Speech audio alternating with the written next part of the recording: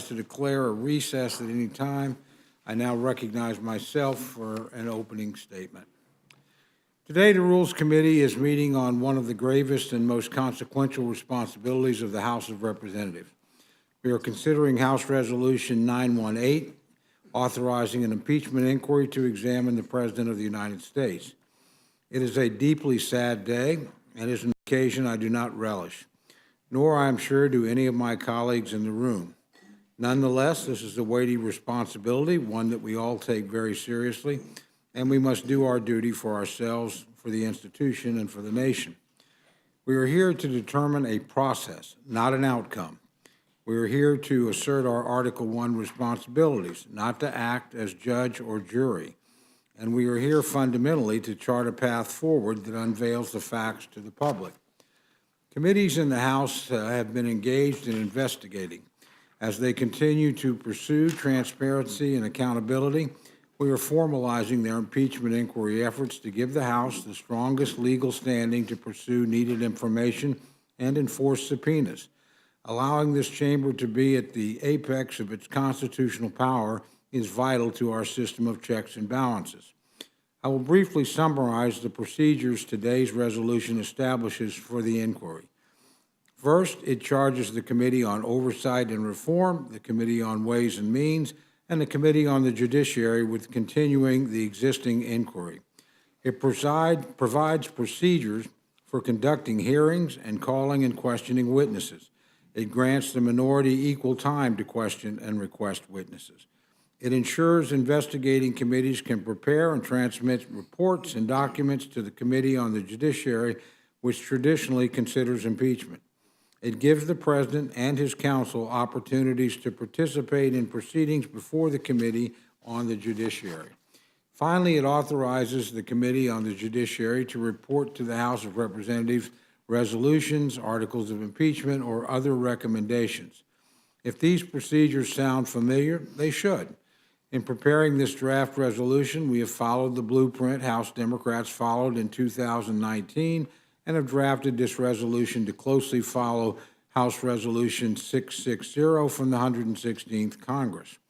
I know my friends in the minority will point out the obvious. House Republicans expressed concerns with this approach and did not support these procedures previously. How then can we support them now? The answer is, of course, that what the then majority Democrats did in 2019 is now a precedent of the House of Representatives. Having created this procedure in 2019, it's appropriate that we follow it in 2023. Before I conclude, I know today's hearing may well be a heated one. This is a difficult topic, one that sparks passions on both sides. In 2019, under the leadership of my friend, our ranking member, we were able to push through our markup with a minimum of rancor. I'm hopeful that we will again be able to do so today. Every person in this room is here because we care about this great nation of ours. Everyone is here because we believe we can make America a better place for all of our citizens. No one here, least of all myself, relishes meeting on this topic today, but I know that we will do our duty, difficult as today may be. I now yield to my very good friend, our ranking member, Mr. McGovern, for any remarks he wishes to make. Well, thank you very much, Chairman Cole. And I just want to respond to something you said. We are not here to begin a proceeding. There's been an impeachment inquiry from day one that has been going on here. And I think it's proven time and time again that the President of the United States did absolutely nothing wrong. But this is a very, very sad day for this committee and for this institution and for this country. This impeachment sham is, to put it bluntly, an extreme political stunt. It has no credibility, no legitimacy, and no integrity. It's a distraction to draw our attention away from House Republicans' do-nothing Congress that has failed to pass any meaningful laws to help the American people. And it's a shocking weaponization of the impeachment process by MAGA extremists who are dead set on doing anything and everything they can to help elect Donald Trump. You know, when I was chairman of this committee, Donald Trump was impeached twice. Both times I took it very seriously. His first impeachment was because he tried to blackmail a foreign leader into digging up dirt on then-candidate Joe Biden. He wanted to stop Joe Biden from becoming president. His second impeachment, the most bipartisan in history, was because he tried to overturn the election by sending a violent mob here to the Capitol to stop us from certifying Joe Biden's victory, as the Constitution requires us to do. He wanted to stop Biden from taking office. Thankfully, he failed. But now Republicans are back at it again, trying to hurt Joe Biden, this time by abusing and weaponizing the impeachment process itself. All of this is happening because House Republican leaders refuse to abide by the election results. They're upset Trump lost. He's upset he lost. Some of them still don't even believe he lost.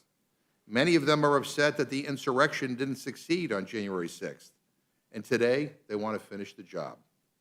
And what's left in the toolbox?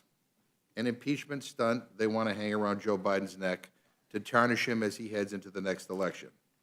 They think it will muddy the waters and confuse people who know in their gut that Trump is a criminal and Joe Biden is an honest, decent man. Let me tell Republicans right now, you will fail. Because the simple truth is your whole so-called investigation is built on a lie. Republicans began this ludicrous exercise the second they took control of this House of Representatives, the very second they took control. And it's been a big, colossal waste of time ever since. It's been a pathetic joke. Not a single witness, not a shred of evidence that says Joe Biden did anything wrong. Every single Republican allegation has been debunked and discredited and disproven. Their own legal experts say there's not enough evidence to impeach. Their blistering bombshell key witness, he turned out to be a Chinese spy. I mean, you can't make this stuff up. Their own speaker, Republican Mike Johnson, said just a few weeks ago that there's insufficient evidence to even initiate formal impeachment proceedings. Their own members, a Republican on the House Oversight Committee, was asked 2 weeks ago on Fox News, have you uncovered any wrongdoing by President Biden? She said, and I quote, the short answer is no. So Republicans have spent a year looking for dirt on Joe Biden, a year trying to make their bogus allegations stick, and at the end of it all, they have found nothing, no wrongdoing. So what is this about then? I think the answer is obvious. Republicans want to distract from their own ineffectiveness and incompetence, and they want to do everything and anything to help Donald Trump win the next election. The far-right MAGA extremists are in charge of the House of Representatives. They have neutered all the moderate Republicans and obliterated bipartisanship. And they want to cover up their own failure with this ridiculous political stunt. Donald Trump says, jump. The MAGA extremists say, how high? Donald Trump asked them to impeach Joe Biden, and here we are. They broke the law trying to stop Joe Biden from becoming president. They broke the law trying to violently overturn the election to prevent Joe Biden from taking office. And now they are waging this extreme political stunt by abusing and weaponizing the impeachment process. They tried to overturn the election on January 6th, and now they want to finish the job. And today, Democrats on the Rules Committee will make a simple case to the American people. First, that Joe Biden is a man of decency and integrity who respects the law, and this impeachment charade is an extreme political stunt designed to help Donald Trump win. Second, that every absurd Republican allegation against Joe Biden has been debunked. Third, that despite this fraudulent process, Republicans have received extraordinary cooperation from the White House. And fourth, that Republicans are doing this because they are focused on the wrong priorities and want to distract from their total failure to get anything done.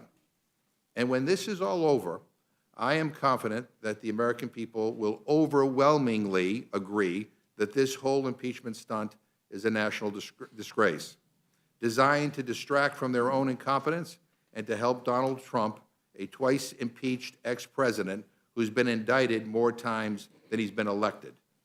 I'm confident that they will see that this is about vengeance, retaliation, and distraction. Those on the far right of the Republican Party have nothing to show for their time and power. They have never accepted that Joe Biden won.